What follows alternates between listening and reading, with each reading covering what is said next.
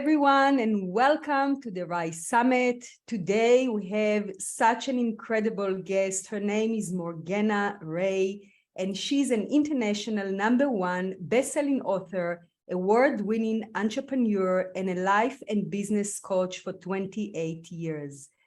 A favorite guest on television, radio, and print, Morgana has guided tens of thousands of entrepreneurs, innovators, healers, and humanitarians to heal the rift between heart, spirit, and money, to save the world as only they can. What a juicy subject to dive in. Welcome, Morgana. I'm so thrilled to be here. Thank you. I love your work. I think it's so needed, especially in these current times. I know that I had such a huge rift. I have been working on my rift for maybe 20 years, and I'm just kind of emerging out of it. So that's how long it took me, and I don't apply that that's how long it should take, right? No, and I'm so curious. So what did the rift between heart, spirit, and money look like for you? Because it looks different for different people. What did it look like for you? That's a great question. You know, I grew up in a home where my parents, both academic people, and they've been disappearing into their work. They've been working hard. They've been working many hours. Money was still scarce. So everything was budgeted. Everything was, can't afford that. And I thought, well, what's the point? I don't see my parents. As far as I'm concerned, don't even have parents. They so committed to their work, and then they still no money. And I think that, still some of the unconscious beliefs that I picked up from my lineage, from society, that money is evil, money doesn't grow on trees, all of that. And I really deeply, with all my heart, believed that. And I was rejecting money. I was literally pushing it away. Well, of course, because what I'm hearing for you, and we're going to dive way deeper into this as we talk, but it's like money got in the way of love, like stole your parents from you, and then didn't hang around with you anyway. So there was it just felt dangerous, unreliable, and mean-spirited, to tell you the truth. But always, issues of love and worth, value, like, were you valued? Well, not so much. And I mean, of course, but you also felt like you weren't, which, is a very true experience that must be honored. And then feelings of safety or lack of safety. Money's not reliable. It kind of comes and goes and teases you. And then power, like, are you powerful or are you powerless? So all those issues, even if they don't look like, even if they come from events that may not even look like they have anything to do with money, are going to show up in your relationship with money, because money represents love, worth, safety, and power. So, and it usually starts with parents. So bravo, congratulations. You already zeroed in on like one of the big pivot points in your relationship with money, which makes all the work afterwards a lot easier. Yeah, it's really interesting, because I read my first books that kind of brought that essence of money is actually spiritual, and money is actually an energy. And, all those ideas were planted when I was pregnant with my first son. He's turning 18 next week. So that's when I started my journey. And it's really interesting, because my son embodies sacred money in the most profound way. So I definitely brought that for my next generation, I can say that. And he's one of my teachers, and he really calling in abundance in such a profound way. I mean, he's not even 18, and he's got a portfolio that most people would be really Yeah, exactly. And so, yeah, it's interesting just to watch that, what embodied in my child when I just started that journey. Well, and that I think is so important because we don't want to pass on our money monsters to our kids. Like all the work I do is because I inherited all of my father's money monsters. He died being owed millions of dollars that he was embarrassed to try to collect. And now his widow, my fantastic stepmother, has been having to deal with the mess that my dad left behind. Instead of abundance, a lot of unresolved stuff, because he was so driven by fear, child of the Great Depression. And I grew up with all of his worst shames and embarrassments and fears about charging. And he worked into his late 70s, I inherited all of that. And I had to break the generational pattern, which honestly was probably the greatest gift that I could have ever given to my father. So that when it was his time to pass, he knew I was fine, that he had done his job. But we, bravo to you. And I'm really speaking, if we have any parents watching, participating, I find, because I've literally coached tens of thousands of people over the last few decades. I've been coaching 28 years. We humans can tolerate a lot of ick for ourselves. But the moment we see it coming for our kids, oh my God, we just jump into action in a ferociousness that we may not even stand up for ourselves. And for those of you without kids, don't worry. This is going to work for you too. Yeah, so beautiful. So what set you on that journey, and how did you find this passion and this calling? What made that turn for you? First of all, it was not intentional. It was like the universe picked me up by the scruff of my neck and said, this is what you're going to do. And I was like, what? So a little background on me. I got my academic degree in religion, and not even mainstream religion. I was all into the most esoteric, obscure traditions in India and Japan and Judaism. So I was not looking on, whoa, how do I make money when I get out of college? I was like, what is the nature of the universe? What is the nature of being human? How do we have a better experience? What do people believe? What is this world? From scientific and metaphysical perspectives, just trying to make peace with existence. And how I ended up in this money niche is the biggest cosmic joke in the universe. And we all know there are many cosmic jokes. But I'm living proof that an Ivy League education, half a dozen coaching certifications, mountains of celebrity testimonials, because I'm from LA and I started coaching in the entertainment industry. That's how I became a coach. I did my time as an actress because it's required in Los Angeles, right? And I'm originally from LA, but I just was so much happier helping other people that I shifted once I started getting a lot of work. It was like, ooh, no, I think I'm going to coach instead. But I'm living proof that Ivy League education, all these coaching certifications, all these celebrity testimonials, beautiful marketing and taglines and logos and vision boards and have, all these spiritual friends who will wave their hands and change your money DNA and millionaire mindset and everything, affirmations, all of it, and the marketing classes and the sales classes and the websites and the public speaking and the brochures and the business cards and all of it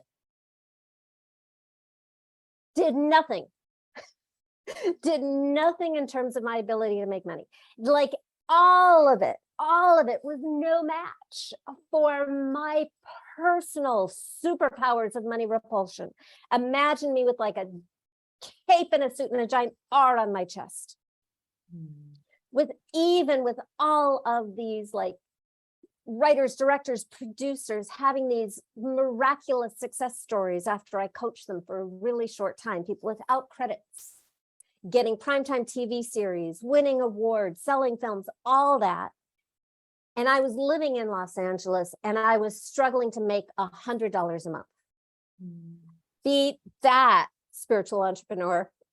Don't let me have all the pain so that you don't have to. That's what this is really about. Although we're going to use your pain. So anybody who has heard high vibes only, or that your negative thoughts and negative feelings are going to attract negative things to you, or that you're going to be punished for having low vibes. We're going to flip that around right now. And the person watching who is in the most fear and anxiety and maybe even despair has the biggest leg up. Like, you don't have to be there for this to work, but it does make it a little easier from the beginning. So where I was, you know, giant like law of attraction loser L on my forehead, doing all of it, and nothing was working. And I'm struggling to make $100 a month. And even with all that, I have a coach, which is insane because I wasn't even beginning to cover rent. So I'm building credit card debt and borrowing from family, and I'm a grown up. And I'm flying out of town every 2 weeks to take more expensive multi-$1,000 classes and trainings to get more skills, hoping then I'll be good enough to make money. And so I had this sort of Hail Mary thing where I was taking this class on, this is back in 2002, and I'm taking this class on overcoming sales objections. Ooh, the Holy Grail, you know, and this is like the last shot. And I'm going to learn the magic words for turning no's into yeses. And if somebody says I can't afford it or I don't have time, I'm going to overcome their objections. And I'm such a good student. Seriously, I was hit by a car. I was in a coma. I had a major traumatic brain injury and learning disability. And I still graduated as a National Merit Scholar in math and science. And I suck at math. So I'm a good student. I took that class. I excelled. I aced it. 7 people in a row. I overcame their objections.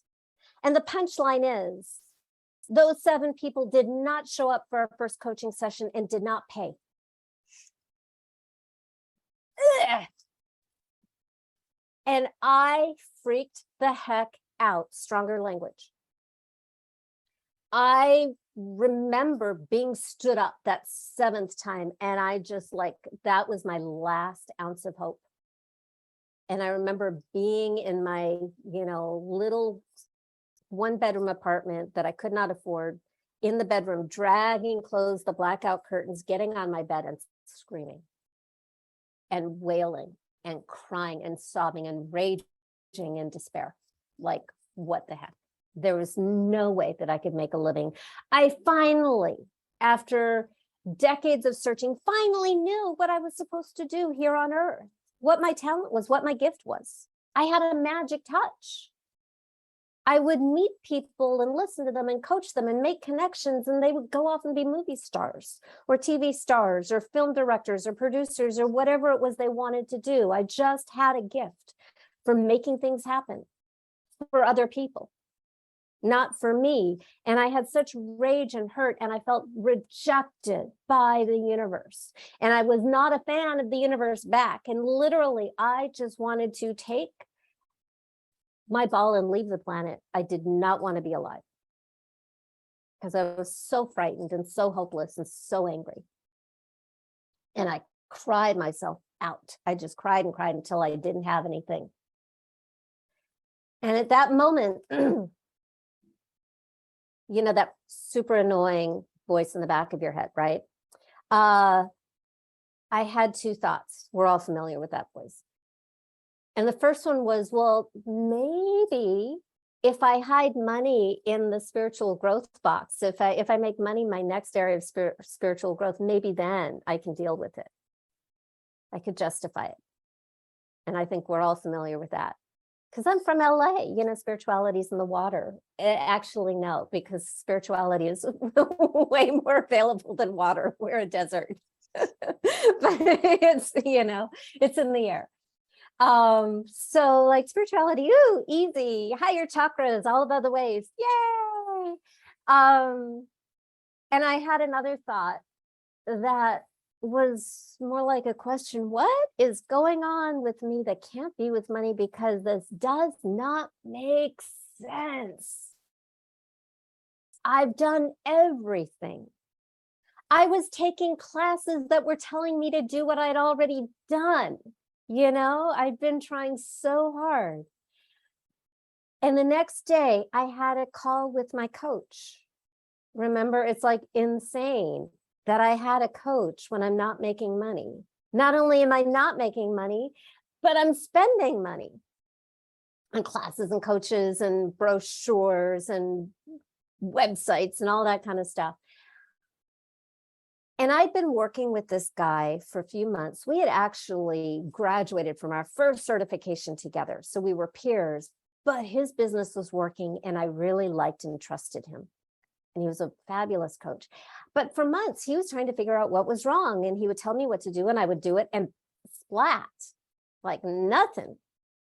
But this time I came to our coaching call in that huge pit of despair and anger and hopelessness, which, by the way, if you have a coach, bring that stuff. Like, don't manufacture it, but really bring your vulnerability. That's when we get to work like that,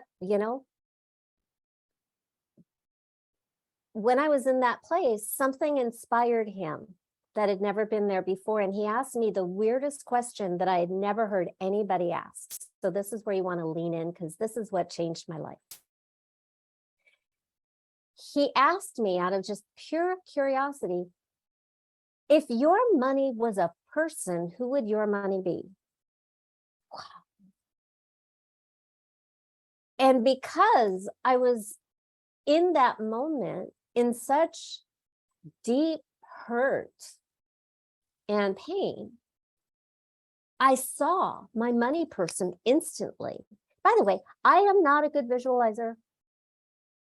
You ask me to imagine sitting by a river and I will spend 45 minutes trying to decide which river, right? So we want your feelings and your emotions to overwhelm your conscious brain. We love your conscious brain, but sometimes it filters out information that we really need access to because we are talking to your unconscious. So when he asked me that question, which is really the language of the subconscious, and he asked me, who would your money be? I saw my money instantly in that moment. And at that moment, my money was this big, scary, dirty, violent biker dude who terrified me. He was bad. Nothing wrong with bikers. This one, he was tall and bald and had long sideburns and a white beater shirt and tattoos. And there was just something about him that frightened me. And I had this experience in my mind's eye of being at a live event and having my eye on him every second to create maximum distance. And that was my light bulb aha moment, that no matter what I was doing consciously, my subconscious, which is awake and operational 24/7, was doing everything to protect myself from this very scary, very bad, very dangerous money. That was my relationship with money, and I never knew it until I made it a person. And it's really important that the first person was a bad person. I call this process that I'm going to be guiding you through, that I'm already kind of starting the guidance with my story, and I'll break it down into the components. But I want to give you the story for context first. I call the process financial alchemy. because alchemy is the transmutation of lead, as in lead in human experience, into spiritual and material gold. I'm actually happily seeing a shift in the coaching world. I've been teaching this for over, 20 years now. And I'm slowly seeing a shift away from the positive thoughts only law of attraction ethos that's kind of been dominating the personal development world for quite a while, which has a lot of good to it, but it can also be abusive and victimizing to people who are in a bad place. We don't want to blame victims here. That's not useful. And I don't think it's right to blame people when they're in a horrible place. It doesn't help. There's also a bit of what I would describe as fear in this high vibes only scenario. What I actually really want you to do is I want you to make any negative experience you've had really useful. In fact, I would say that your victim experience is because everybody has some victim experience of some sort, whether real or imagined. I do not care. It is real to you. And it is sacred. How do we know it's sacred? Because it is universally part of the human experience, and it is part of the human experience for a reason. One of those reasons being is it helps us gain access to our humanity and our humility so that we can recognize and respect the experience of other beings, other sentient beings, other human beings, other feeling beings. If we never had any pain or any helplessness or any hurt or any rejection, we would be happy monsters, completely unable to relate to other people and not able to help.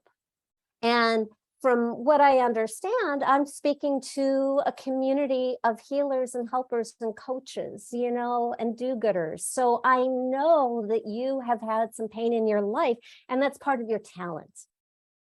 So we want to embrace it. We don't want to live there for the rest of our lives. No, but we want to be able to access it. It is the lead that turns into the gold. And we can't skip that part, even though it would be easier. But I've tried it. It didn't work. So we really want to, even if you've healed it a million times, if you can get any energy out of any like trauma or wound that you've had in your life that made you feel unloved, unworthy, or unvalued, unsafe or powerless, you know, you've already paid the price with your pain. So you get to milk it for your whole life for whatever you can get out of it. Okay, so I was in this really dark place, saw the monster because in that moment I was in so much pain that it was like ready to come up. Universe was ready to use me and birth this through me. Another point, if, by the way, you've been doing everything everybody teaches forever and you are not getting results, two things. One, and this is what I find the most usual in my experience, what I've seen over and over and over again, every time I teach and every time I coach, is if you're doing everything you're supposed to be doing and you are not getting the result you desire and deserve, whether it's money or love. And I'll remind me to come back to the love thing because you know that I have a love story.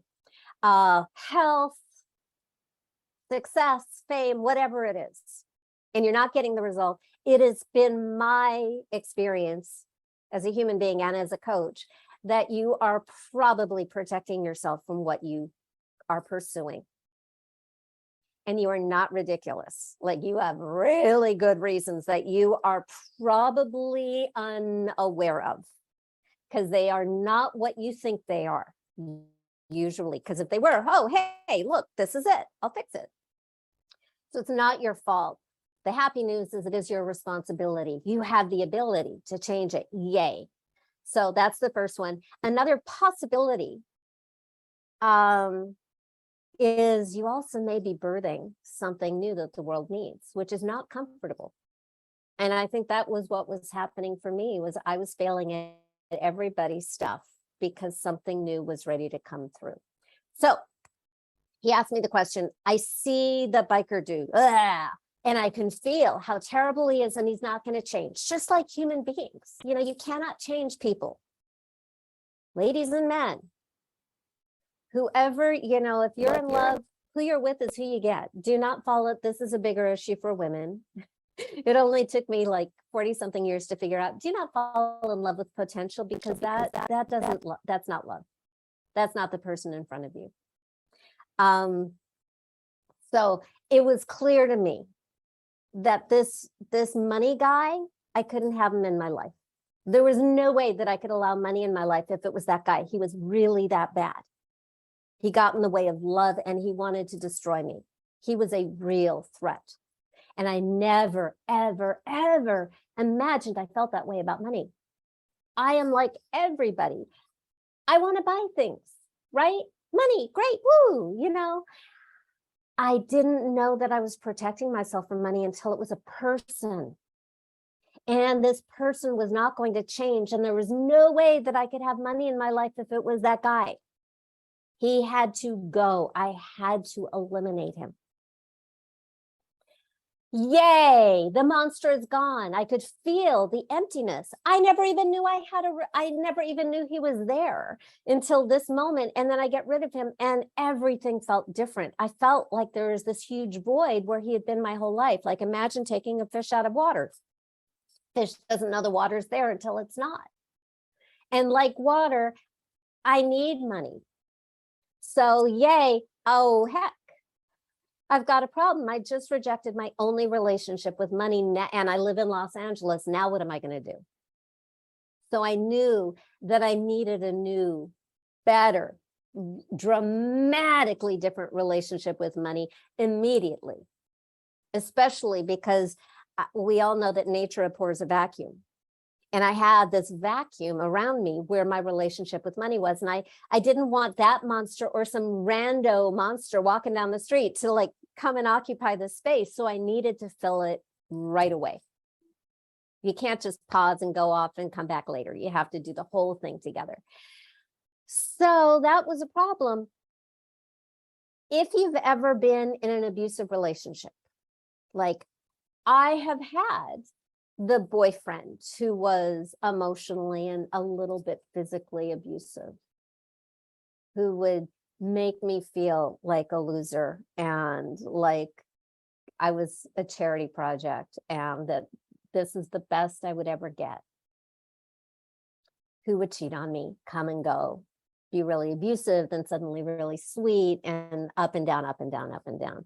I've actually had that relationship with my mother too, you know, so I have a lifetime of that kind of stuff. And I was playing it out with my relationship with money. So now I'm looking at, wow, I'm supposed to have a relationship with money, and my only experience of money has made me feel less than worthy of being alive. Like unsafe, soul crushing, hurtful, not good enough. I really don't want to jump into that again. So anybody who's ever gotten out of a really bad relationship, you know exactly what I'm talking about. This is the moment where we chop off our hair because we want to like change the energy. We don't want the same thing. So I asked myself, well, who could I want as a person who'd be so wonderful that I'd be willing to have a relationship with this person, even if it's money? Like this person's going to have to be so fantastic that I can overlook that this is money, because I have so much pain around my failures and my father's failures and ancestral horrors that were money related, genocide and stuff like that. A lot of us have that in our history. So I asked myself, who could I want so much? And because I had gone so deep in the pain, and because the monster was so real, and because the monster was so gone now, when I asked myself that question, my new money person instantly arose. I call this the money honey. And the thing about the money honey is when you have eradicated everything that the money monster embodies, which is really everything that you don't want in your life experience, everything that is unfair, unjust, hurtful in your life and the world, any of those things that wake you up in the middle of the night, feeling like the world is not a safe or nice place to be. And you put that in the monster and you get it gone, and I'll get back to that. All that remains is love. So this new person didn't feel like money. This new person felt like love. And he appeared as this tall, dark, handsome, sweet, very clean-cut young man, very safe, very romantic. And he was dressed in a tuxedo and holding a bouquet of red flowers. Lord knows where this like image popped into my mind. It was just like, whoop, subconscious, and bleep. Here's this beautiful, handsome, romantic, lovely guy who loved me. And here's the kicker. I had this strong sense that he actually wanted to woo me, which was really different. And I also had the sense that I had been breaking his heart for years by rejecting him and pushing him away. So this is a really important point here is what I'm guiding you through, and I'll tell you all the steps when I'm done with my story. I am not the most linear teacher in the world. I'm a linear learner, but you've got me on the teaching end, so sorry. But this also, I'm talking to you on like multi-dimensions, and you know that already. So you have the body, or I have the body. So I always was the gatekeeper. I always had the power in this relationship, and I never knew it. Because the monster will always, always make you feel helpless and not good enough. And like he has all the power, because that's what he feeds on. So when the monster is gone, we're not inventing like a money fairy that will go out into the world and come back and shower you with gifts while you sit on the couch, because that doesn't evolve you. That isn't why you incarnated. Instead, you're going to have this relationship that looks at you with the eyes of love and says, oh my God, you're amazing. How do you want us to save the world today? I'm in it with you. Let's do it. I believe in you. You're so powerful. You're so fantastic. You're so beautiful. You can do it. Let's do it together. That's the partnership.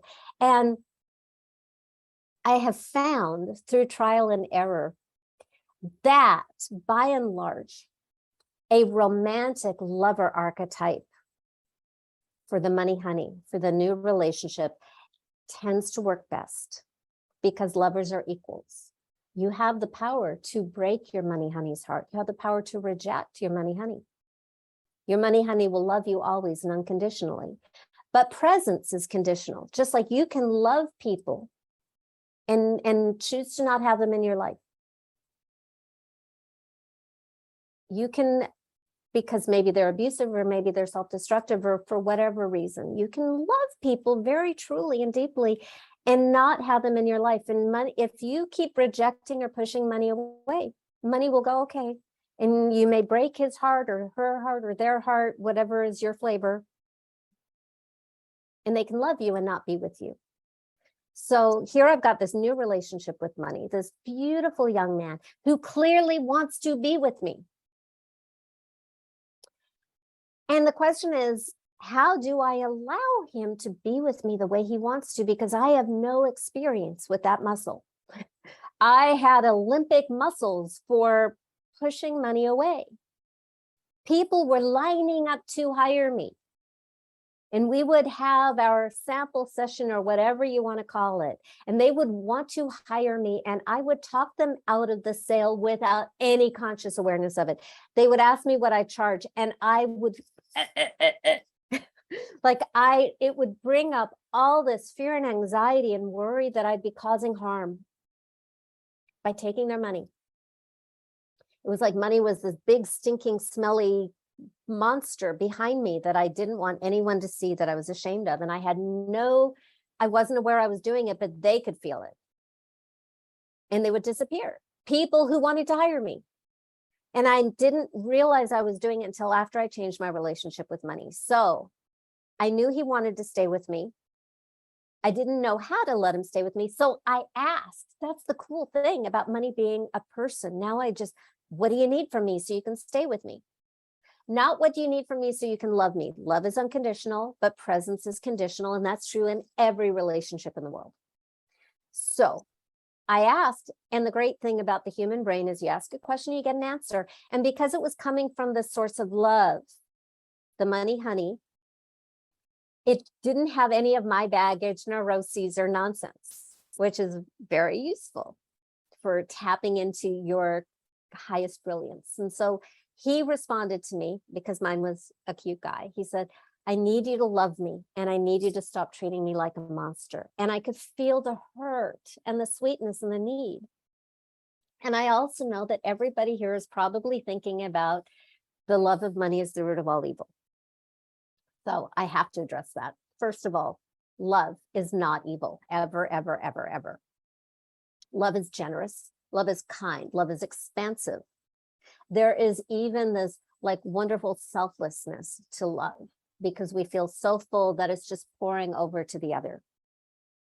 Love is also not self-abusive, but love is noble. Love is divine. Love is our best selves. Love is connection to whatever you want to call source. That is love. That is all love is. Love is never abusive. Love is not scarcity.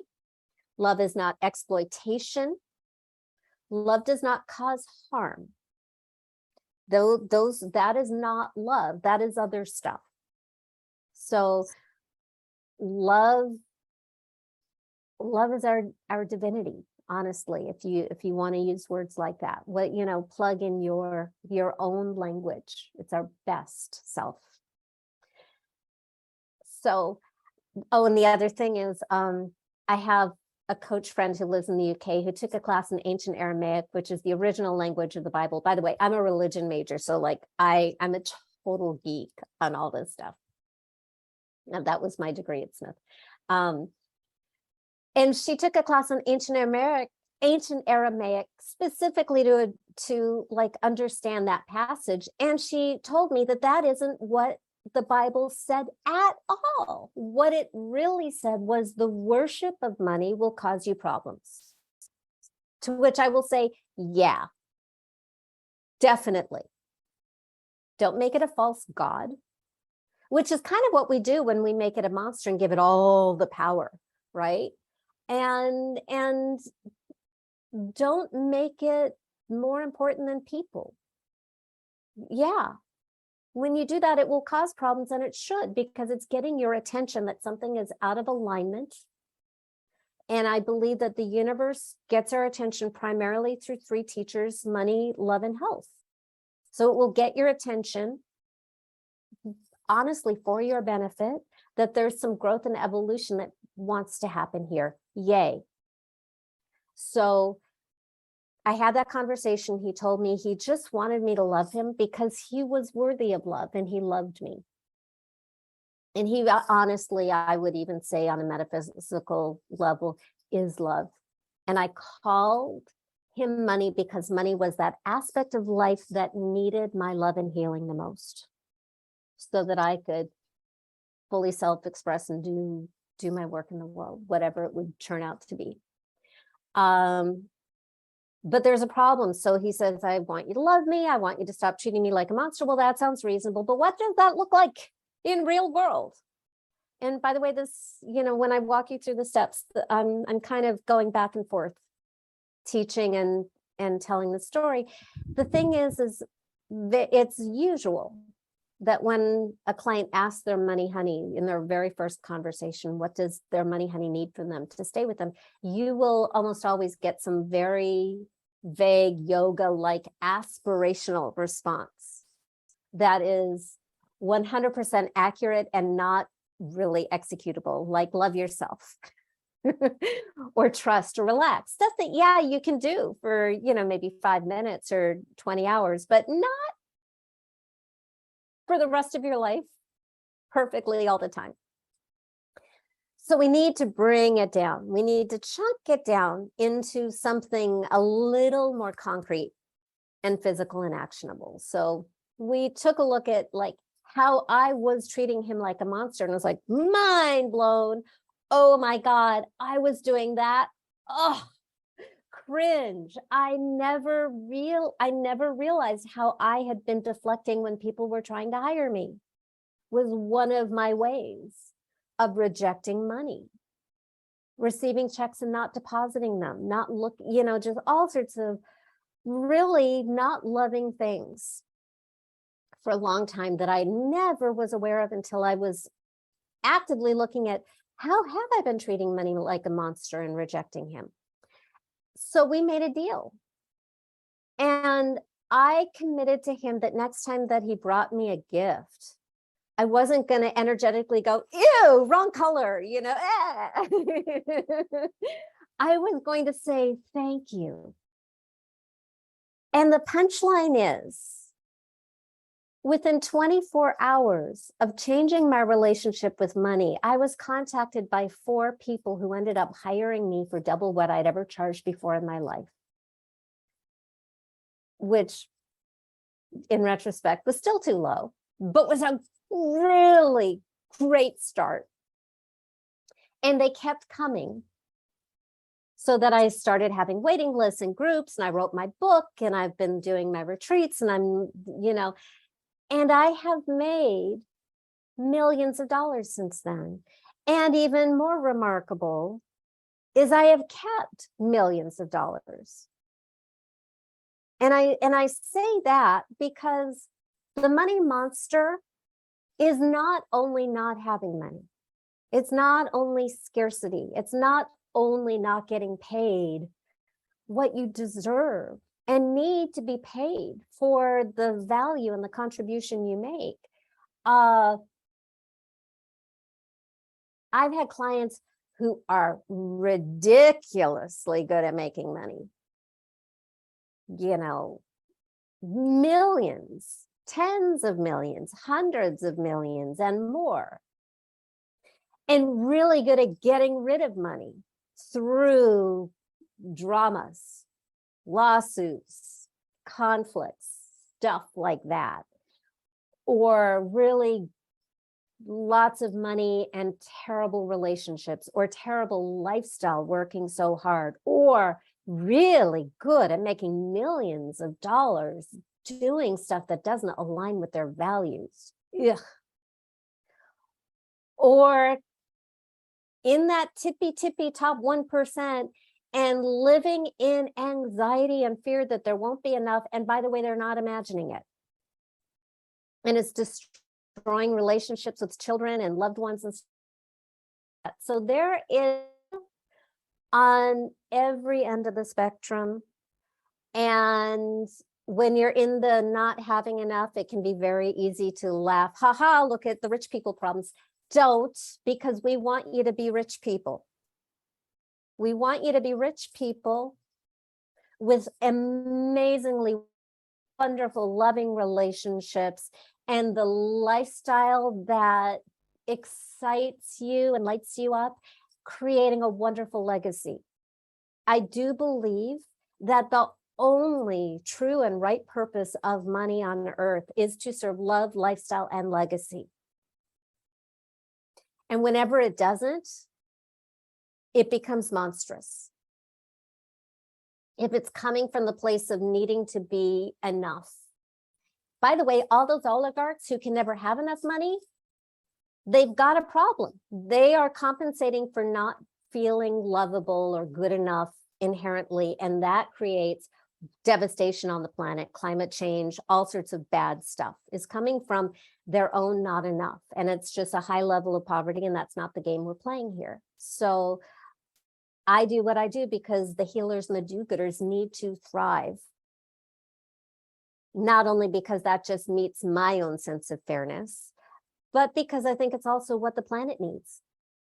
Literally for our continued survival on this planet. And it's really, you know, we're at a moment that humanity hasn't seen in a long time. So the steps that I needed to break down and reverse engineer to make this work for you. Because the funny thing is, oh my God, I have all these clients, woo! And I was not marketing money, financial alchemy, which is the process that I'm teaching you right now, relationship with money. I wasn't marketing any of that at the time. I was at that time really focusing on entertainment industry people. Now I'm really way more into like the world changers, the world changers who are bringing solutions to world problems. So my clients, being human, right, had what I've noticed to be the number one human obstacle, which is money is the number one obstacle to anything we want to have, do, or be. And it came up. So it was like, oh, well, I have this new toy. Let me try it out. And in complete transparency, way back in early 2003, when I was starting to try this on other people, it did not work. And I had to backpedal and go, what is going, like, first, what's wrong with you? And then, no, that's not it. What am I not doing here to make it work for you? And that's when I broke it down to the 6 steps. The first step is uncover the root cause. And I've already kind of like snuck in what the root cause of your money drama is, your financial situation or financial anxiety. The root cause is always, it's not about money. It's not the money story, even though there are a ton of coaches who will say, change your money story, change your life. That has never been my experience in coaching. So it's the stuff before the money story. It's the stuff that money represents, which is love, worth, safety, and power. Anything that ever made you feel unloved, unworthy, unsafe, or powerless, especially if it doesn't look like it has to do with money. The eating disorder, the accident, violence, rejection from parents, from school kids, from teachers, from lovers, from business partners, anything you've done that you feel ashamed of, anything that has made you feel unworthy, not good enough, not safe, like you're not wanted here on planet Earth, anything that made you feel helpless, any of it. It can be ridiculously small from your grown-up eyes, but it was a big thing at the moment. I had a client, I think back in 2007, who, when we dug deep enough, his like the root cause moment for him, it isn't always a moment, but for him it was he was a toddler kind of playing doctor with another toddler, and a grown-up walked in the room. And that moment of, oh my God, shame, and I did something wrong, was so big for him. And we can look at it now as grown-ups and go, that is so sweet, and that's so innocent, and that's so cute, and that's so nothing. But when you're 4 years old, that was like the end of the world and the end of his self-worth. And it showed up in his relationships with women and with money for decades, until we rooted it out, built a monster around it, and destroyed the monster. So step number 2 is you personify the root cause. No, step number 1, it's like you're building a case against the universe with everything that's wrong, all of your victim experiences. Take off your positive thinking law of attraction hat. It will be used against you by your monster. Do not minimize. There's such a natural human tendency to go, it wasn't so bad, or it's worse for others. That is a money monster scam to keep you from finding him, to get all slippery. So you want to put it in, like, put your positive thinking hat in a lead box, bury it 30 feet deep, you can have it back at the end. But for right now, you want to put on your victim hat and everything that's wrong with the world. And it's almost like a lawyer, and you're building a case against existence and why you don't want to be here. And when you get enough to go, not enough to re-traumatize yourself or dissociate. We are not here to cause harm. It's not necessary. Just enough to go, whoa, no wonder.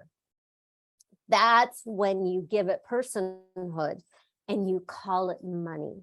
And that's when your financial situation, whatever it is, will make sense. And you want to make it as real and human as possible, because that makes it real.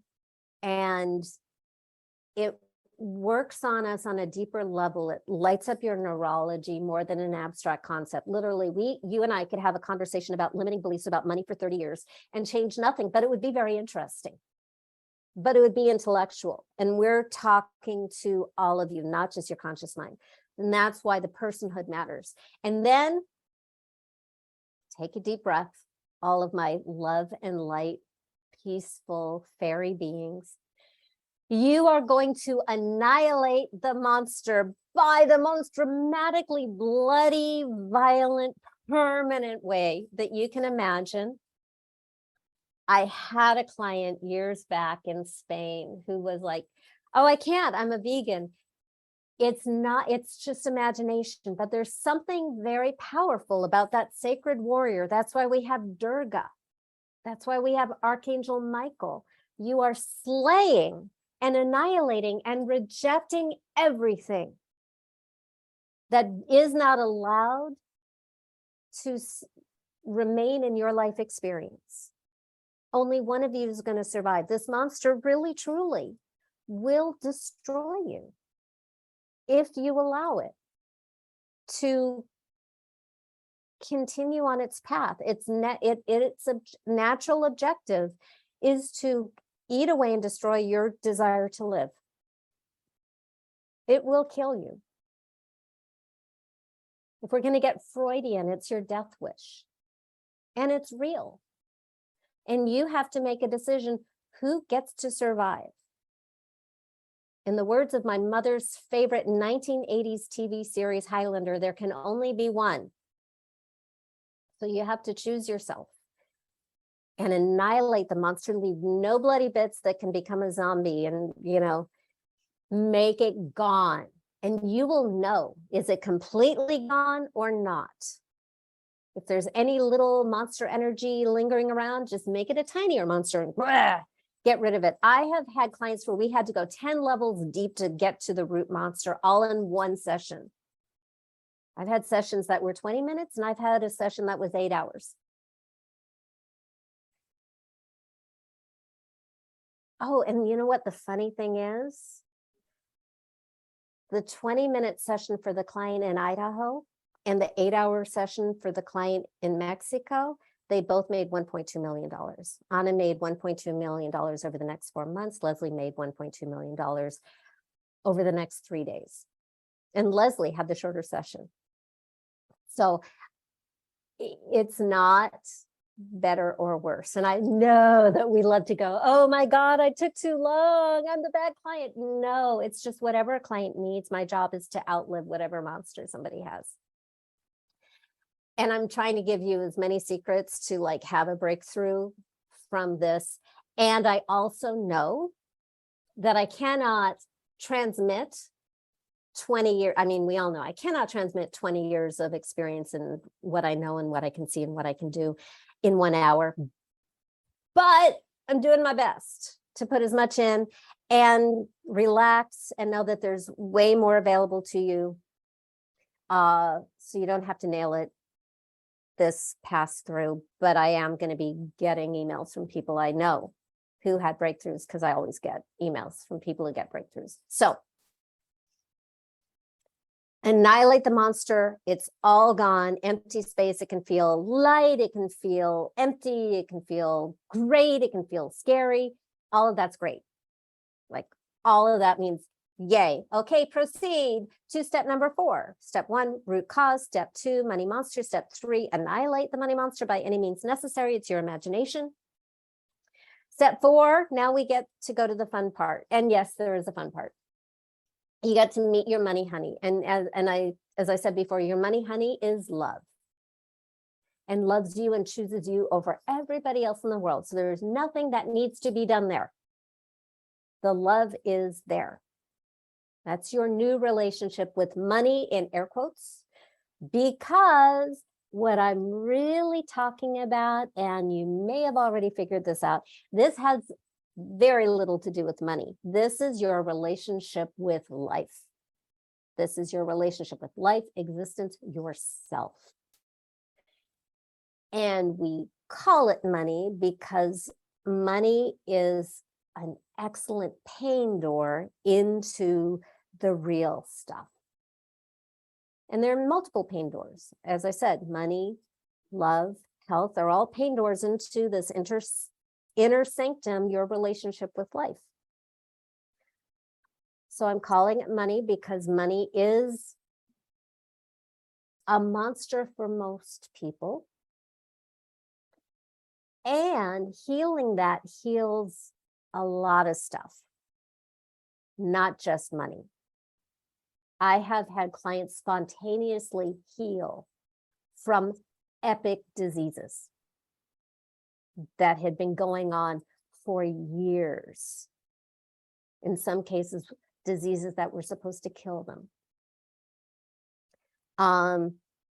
Could I have predicted it? Well, one of them, I planted some seeds. I used, whenever that shows up, I definitely put that into the monster, because it's all your relationship with life. So step 4 is you meet your money honey. Your money honey is very personal, very real, maybe sexy. I have had a lot of clients who have had really harsh sexual trauma. So it doesn't have to be sexy. It has to be safe and worthy of your deepest love and trust and admiration. That's all. That's step 4 is meet. I used to say create, and I don't do that anymore because I don't want you to get all stuck in your conscious mind like me and going, well, is it Denzel Washington or is it Tom Cruise, you know, or showing my age here, aren't I, right? One of my favorite moments was when somebody's, well, my money honey looks like Yanni, but he's sexy. He's not my usual type, but ooh, I like him. And I'm like, oh, great. And so step number 5 is now you get to have a conversation. And a good first conversation is, so what do you need from me so you can stay with me? Understanding that your money honey wants to. And then really, really important is step number 6. The final step is take concrete, measurable action. Action is magical. If you want physical results, it makes the energetic ethereal change more real when you take a physical action. That's why ritual is magic 101. So maybe the action is going to be money related. Maybe it's balance your checkbook or file your taxes or call the people who owe you money. But maybe it's get a pedicure or go dancing or take a trip to Paris. The client that I was talking about who had that money honey from that little minor innocent childhood event, his money honey ended up being an elegant French woman. And she said, I want you to go to France and I want you to take your son. I want you to use me for things that are worthy of me and not waste me on junk. And by the way, he made over $1 million in the next 6 weeks. He didn't even tell me that. The client who referred me told me that. And this is something that happens is when your relationship with life change, then I confirmed it with him on our next call. But when your relationship with life changes, it feels so big. And you can take a look at all of your crazy dramatic circumstances as you sit there, embraced with your money, honey, kind of looking at it like a couple watching it on TV. And you can take a look at all of these circumstances, and it looks different and it feels different. And maybe you can see opportunities that you didn't see there before, because you have your power back. And you can maybe see why things have been happening and what wants to happen now for your evolution, your exaltation. So it's very often people don't tell me right away when the money stuff happens, because it's sort of like frosting. Anna Gottman didn't tell me about the money thing until maybe a month after the 1.2 million. I didn't find out about Perry Jones Grossman made over $12 million. I didn't know that until 3 years after I coached her, and I was a guest speaker on her stage in Idaho at the Sun Valley Wellness Festival, and she was introducing me, and that's when I found out. So in transparency and integrity, because those are really high values for me, I don't know what's going to happen for somebody or how much or when. I am as delighted and amazed as anybody. And I get these emails all the time. The biggest, to me, the most important transformation is your experience with life. The money part is important because it's part of life. It's also really good for my marketing, because numbers are good for marketing. And it is over and over and over again, the final frontier for spiritual masters. I have coached so many people who are really, truly magical beings and masters and gurus and world famous household names. And it's that money piece is like the hardest, like, clinger on of spiritual growth, because we all know, anybody with any sensitivity, it goes deepest into like the most vulnerable parts of human existence. Is this the safe, just, loving world that I want to be a part of? I don't want to be a part of these systems, not just people, but real systems. Please, let's not spiritually bypass here. I don't want to be part of the ugliness. How can I have a relationship with money that empowers me to participate with the solution? How can I prosper and be a more loving person and a better person and create a better world at the same time? That is the question for the healers and humanitarians of the world. And that's why I'm talking to you, because I want you to have your power and I want you to do your magic full out.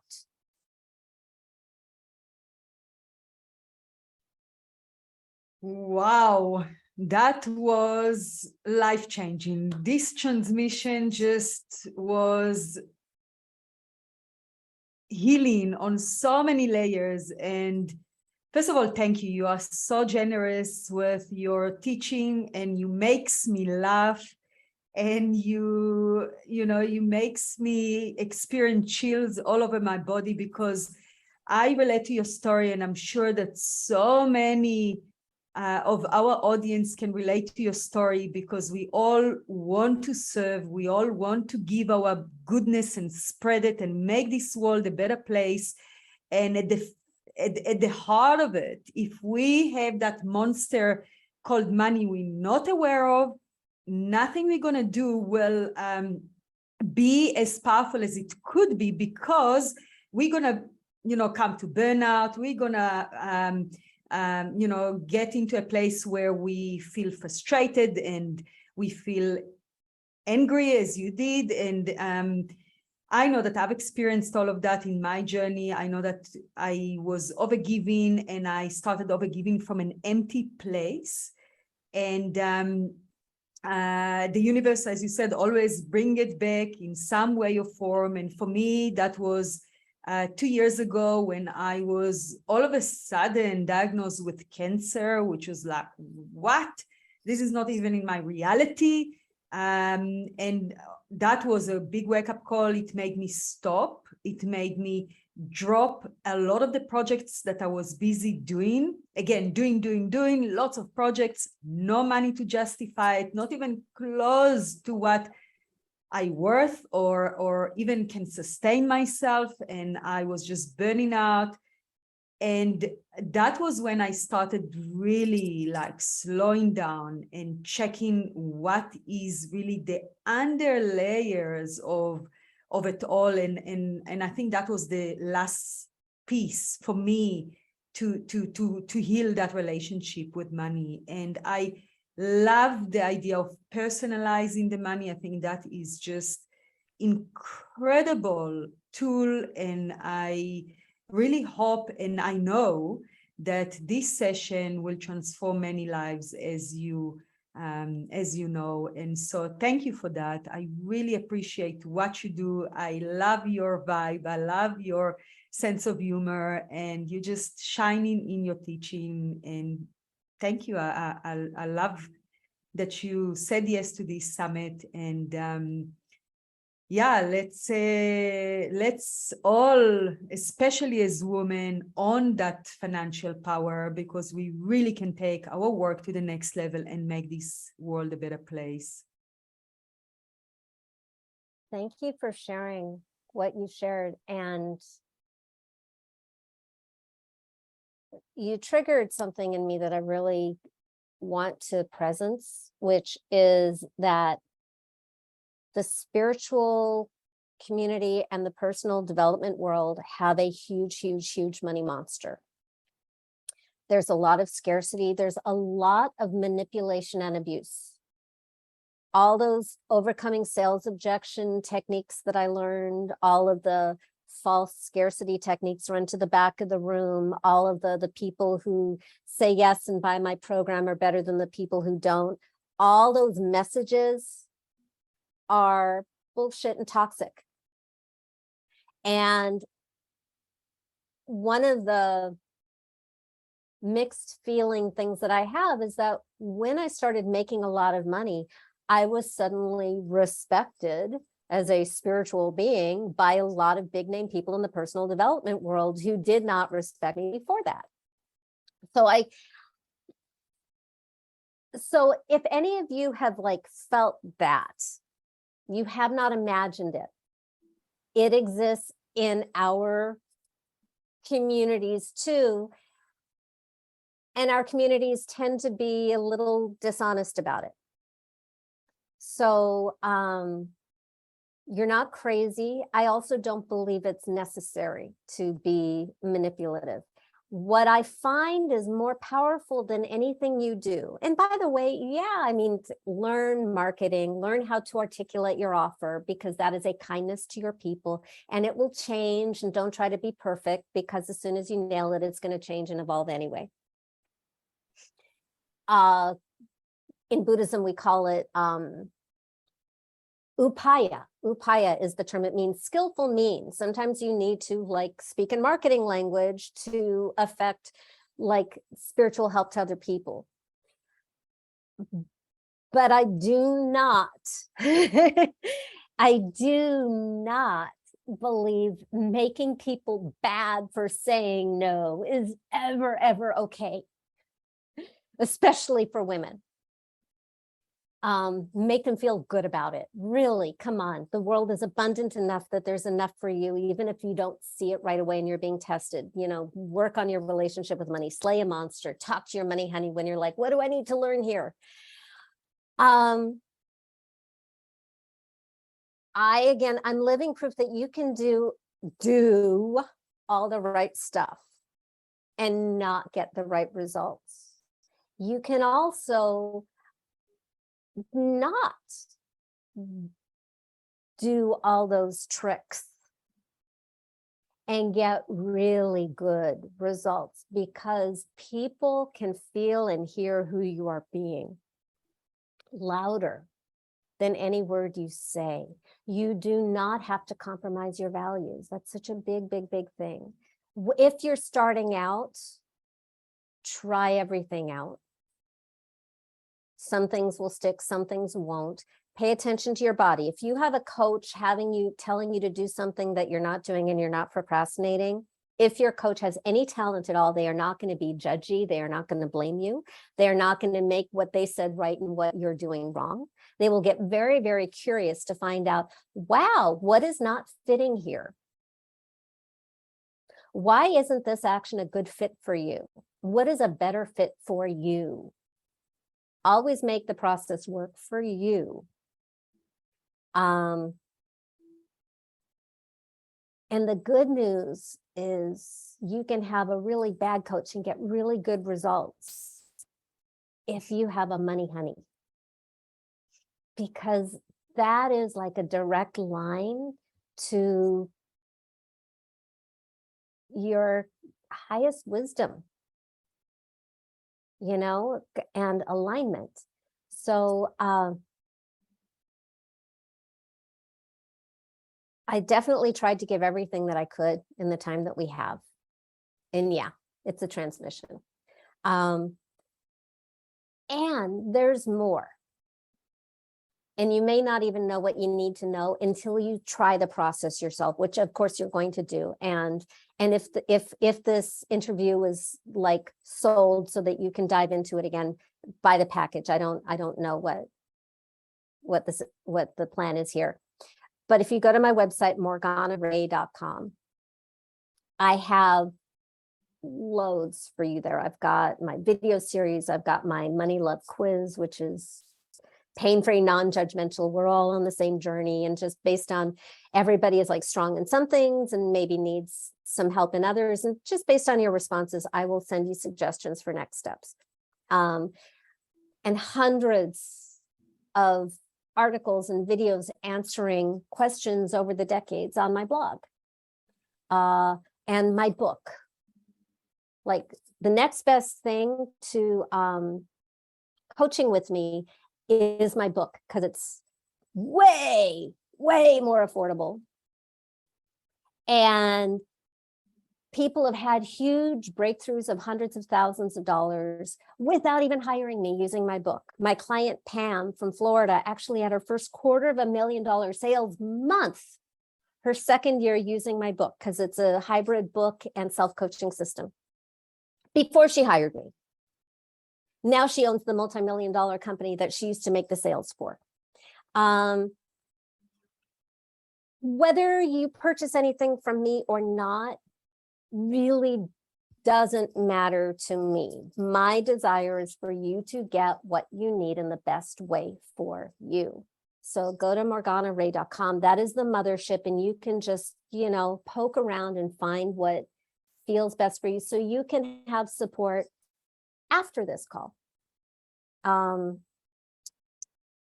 it's a lifelong relationship, and the world needs you, or you wouldn't be here. Oh, and before I forget, something really special is going on in January 23 of 2023. 1/23/23 is the 10-year anniversary of the launch of my book, Financial Alchemy. So I will be releasing the 10-year anniversary special edition on that day with a bunch of bonuses, and it's going to be updated. Like, what I love about the book is that half of it is a self-guided coaching program to keep you on track. It's like, yay, you've got this fabulous money, honey. Now what? How do you stay in a relationship? And that's why I created the book, first for myself and then for other people. But you're going to get all the new stuff too in the book, and all the extras. So I want to put it out there. Please go to morganarae.com. And if you sign up for my video series on the homepage, you will be in my community, where I can continue to give you tips and tricks and answer reader questions, and also let you know about all the special things that I'm doing leading up to the book launch and all the specials after. So just because the timing, this is very special. And I wanted to drop that into the cauldron. Thank you so much. Thank you for being so generous. Thank you for your wisdom and the delightful way that you share it. And yeah, it's been such a pleasure for me. I definitely gonna go and get your book and dive more into your content. It's really transformative, and yeah, blessings your way. And really appreciate you and everything that you do. Thank you. Great. And so I'm gonna say ciao for now and send you lots of love and for your riches, because you're worth it. Oh,